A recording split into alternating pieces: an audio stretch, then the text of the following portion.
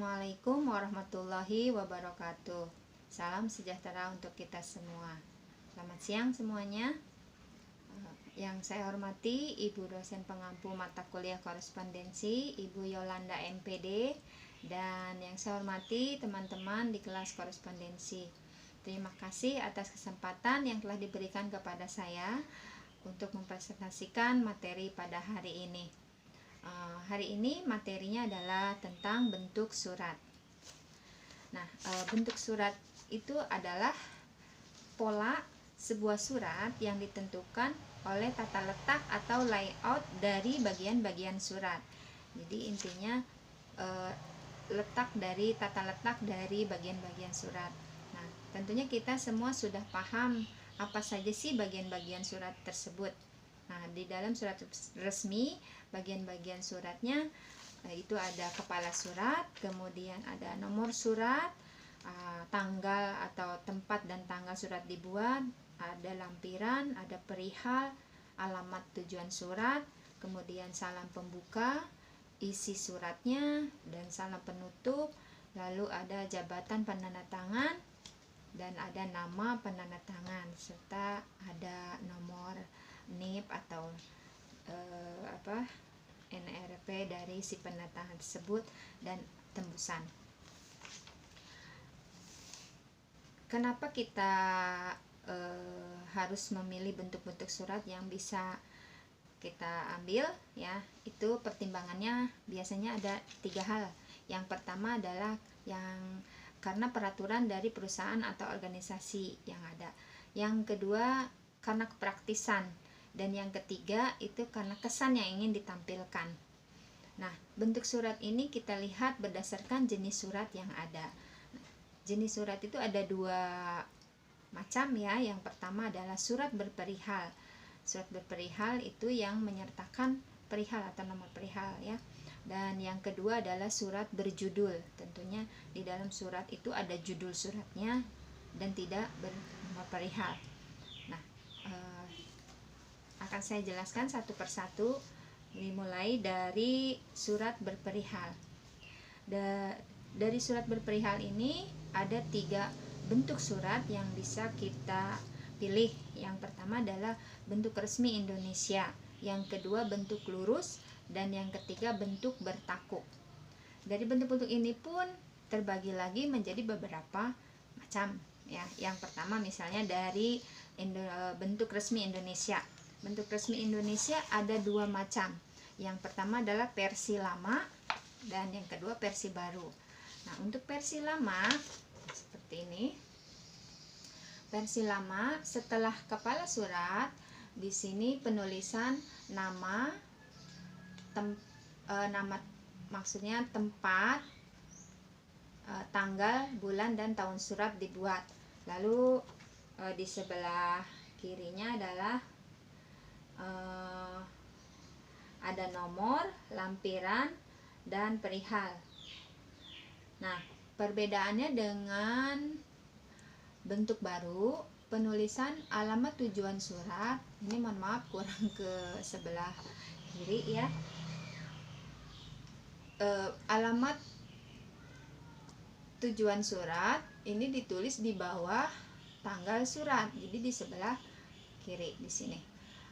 Kemudian dilanjut dengan salam pembuka, lalu isi surat, dan salam penutup serta penandatangan sebelah sini. Nah, ini untuk yang versi lama. Nah, untuk yang bentuk resmi Indonesia versi baru, perbedaannya hanya di sini penulisan alamat tujuan surat ada di sebelah kiri. Ya, di sebelah kiri di sini. Awalnya kan di sini di bawah tempat tanggal surat. Nah, untuk versi baru di sebelah kiri di sini. Dan untuk tempat tanggal surat ini hanya ditulis tanggal suratnya saja. Tempatnya tidak usah. Kenapa? Karena sudah ada di bagian kepala surat. Jadi langsung saja tanggal, bulan dan tahun surat dibuat. Nah, itu perbedaannya antara bentuk resmi Indonesia versi lama dan versi baru. Nah, yang kedua adalah bentuk lurus. Bentuk lurus juga dibedakan menjadi 3 macam. Ya, yang pertama bentuk lurus penuh. Bentuk lurus penuh seperti ini. Jadi setelah kepala surat, di sini tanggal surat ya, kemudian nomor perihal dan alamat tujuan surat, salam pembuka, isi surat, salam penutup dan penanda tangan, semuanya ditulis dimulai dari margin kiri, rata kiri seperti ini. Ini yang model pertama atau bentuk pertama, yaitu bentuk lurus penuh. Yang kedua bentuk lurus block style ya, yang seperti ini. Jadi ada perbedaan sedikit, yaitu penulisan tanggal ada di sebelah kanan, tidak lagi lurus di sebelah kiri. Kemudian salam penutup dan penanda tangan ada di sebelah kanan seperti ini. Ini tidak lurus seperti tadi. Kalau tadi kan lurus penuh. Kalau ini penulisan tanggal dan tanda tangan ada di sebelah kanan. Nah, yang ketiga adalah bentuk setengah lurus. Bentuk setengah lurus penulisannya seperti ini. Setelah kepala surat, kemudian tanggal surat. Nah, perbedaannya adalah di isi surat. Isi surat pengetikannya adalah alinea pertama diketik setelah 5 ketuk, lalu dilanjut seperti ini, dan alinea kedua dimulai setelah 5 ketuk lagi, dan seterusnya seperti ini. Jadi ini bentuk setengah lurus. Nah, yang model ketiga adalah bentuk bertakuk. Bentuk bertakuk ini jarang digunakan karena penulisannya dianggap agak aneh ya, agak kurang kurang umum seperti itu. Jadi yang sering digunakan pada surat berperihal itu yang tadi, yang bentuk resmi Indonesia dan bentuk lurus. Nah, ini bentuk bertakuk seperti ini. Perbedaannya dengan yang lain ya, bentuk-bentuk surat yang lain ada di penulisan alamat tujuan surat. Ya, di sini alamat tujuan surat. Jadi titiknya agak menjorok ke sebelah dalam ya. Jadi baris pertama itu dimulai dari awal margin kanan, kemudian baris keduanya setelah 5 ketuk dari baris pertama tadi, dan baris ketiga setelah 5 ketuk dari baris kedua. Seperti ini. Jadi bertakuk seperti ini. Ini contohnya. Dan yang kedua bentuk bertakuk yaitu bentuk alinea menggantung. Ini yang dimaksud tidak umum ya, seperti ini. Nah, dilihat dari isi suratnya. Isi surat di sini. Jadi penulisan alinea pertama dimulai dari margin kanan ya, betul. Kemudian kalimat berikutnya atau kalimat kedua atau baris kedua ya, baris kedua itu setelah 5 ketuk dari baris pertama tadi. Nah, baris ketiga, keempat dan seterusnya mengikuti baris kedua yang awal ini. Begitupun di alinea berikutnya, alinea kedua dimulai dari margin kanan, kemudian baris kedua, ketiga, keempatnya menggantung seperti ini dan seterusnya.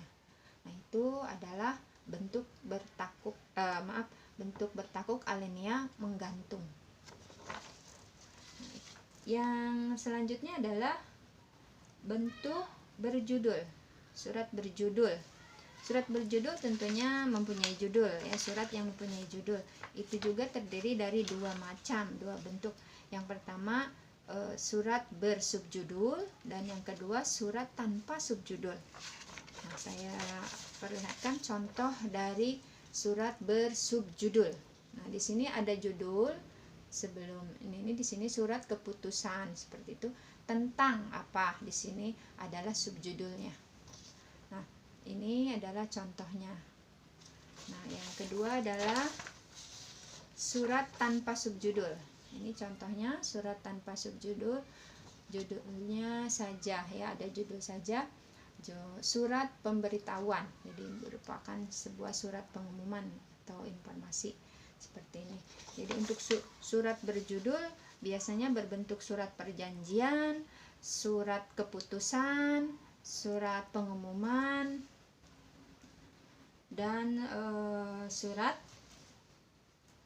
pemberitahuan ya, atau informasi seperti itu. Demikian yang bisa saya sampaikan mengenai bentuk-bentuk surat. Terima kasih, dan saya mohon maaf apabila ada kekurangan pada pembahasan yang saya jelaskan tadi. Assalamualaikum warahmatullahi wabarakatuh.